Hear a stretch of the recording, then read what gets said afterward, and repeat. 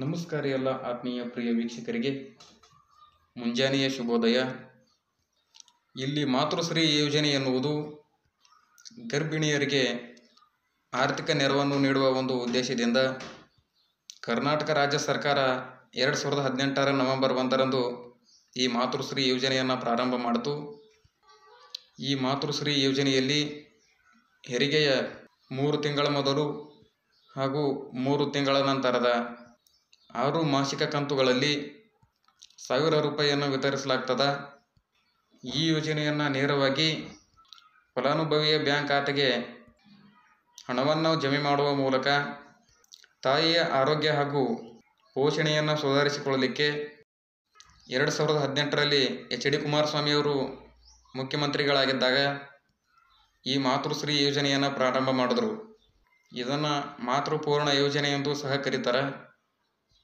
ಗರ್ಭಿಣಿ ತಾಯಿ ಮಗುವಿಗೆ ಜನ್ಮ ನೀಡುವವರೆಗೆ ಪ್ರತಿ ತಿಂಗಳು 1000 ರೂಪಾಯಿ ಹಾಗೂ ಮಗು ಜನನವಾದ ನಂತರ 3 ತಿಂಗಳವರೆಗೆ 1000 ರೂಪಾಯಿಯನ್ನು ಆ ಗರ್ಭಿಣಿಯ ಬ್ಯಾಂಕ್ ಖಾತೆಗೆ ಜಮೆಯನ್ನು ಮಾಡಲಾಗ್ತದೆ. ಗರ್ಭಿಣಿಯರಿಗೆ 15 ತಿಂಗಳುಗಳ ಕಾಲ, ಗರ್ಭಾವಸ್ಥೆಯ 9 ತಿಂಗಳು ಹಾಗೂ ಮಗು ಜನನವಾದ ನಂತರ 6 ತಿಂಗಳ ಊಟವನ್ನು ಸಹ ನೀಡಲಾಗ್ತದೆ. ಆದರೆ ಪ್ರತಿ ಊಟದ ಮೊತ್ತ 21 ರೂಪಾಯಿ ಆಗಿರುತ್ತದೆ.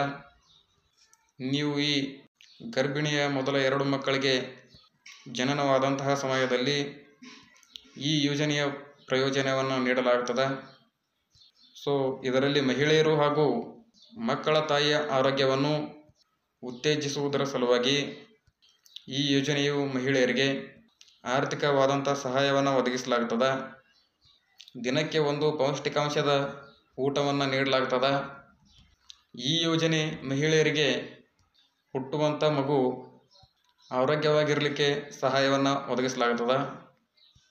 ರಾಜ್ಯದ ಗ್ರಾಮೀಣ ಪ್ರದೇಶದಲ್ಲಿರುವವರು ದಿನಕ್ಕೆ ಒಮ್ಮೆಯಾದರೂ ಪೌಷ್ಟಿಕ ಆಹಾರವನ್ನು ಹೊಂದಬೇಕು ಎನ್ನುವ ಉದ್ದೇಶದಿಂದ ಈ ಯೋಜನೆಯಾಗಿರುತ್ತದೆ.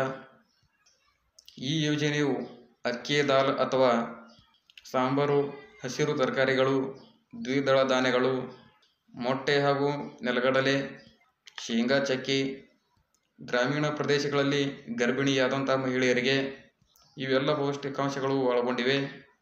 ಇವುಗಳು ಮೊಟ್ಟೆ ತಿನ್ನದ ಗರ್ಭಿಣಿಯರಿಗೆ 2 ರೀತಿಯ ಮೊಳಕೆ ಕಾಳುಗಳನ್ನು ಸಹ ಒದಗಿಸಲಾಗುತ್ತದೆ.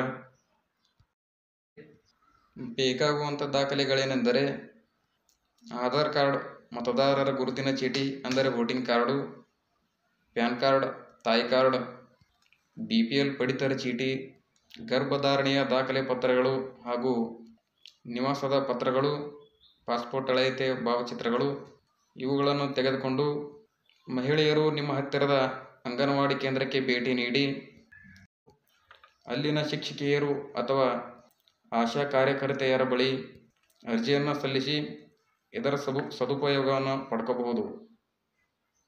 ಈ ಮಾತೃಶ್ರೀ ಯೋಜನೆಯಲ್ಲಿ ಎಲ್ಲ ವಿವರಗಳನ್ನು ತುಂಬಿದ ನಂತರ ಅಗತ್ಯ ದಾಖಲೆಗಳೊಂದಿಗೆ ತಾಯಿ ಕಾರ್ಡನ್ನು ಲಗತ್ತಿಸಿ ಆಶಾ ಕಾರ್ಯಕರ್ತೆಯರು ಅರ್ಜಿ ನಮೂನೆಯನ್ನು ರಚಿಸಲು ಅವರು ನಿಮಗೆ ಸಹಾಯವನ್ನು ಮಾಡ್ತಾರೆ. ಅಂತಹ ಸಂದರ್ಭದಲ್ಲಿ ಅಂಗನವಾಡಿಯ ಮೇಲ್ವಿಚಾರಕರು ಪರಿಶೀಲನೆಯನ್ನು ಮಾಡಿ ಸರ್ಕಾರಕ್ಕೆ ಒಪ್ಪಿಸುತ್ತಾರೆ. ಇದಿಷ್ಟು ಮಾತೃಶ್ರೀ ಯೋಜನೆಯ ಮಾಹಿತಿ ಆಗಿರುವುದರಿಂದ ಎಲ್ಲರಿಗೂ ಧನ್ಯವಾದ. ಜೈ ಹಿಂದ್, ಜೈ ಕರ್ನಾಟಕ, ವಂದೇ ಮಾತರಂ. ಶುಭ ದಿನ.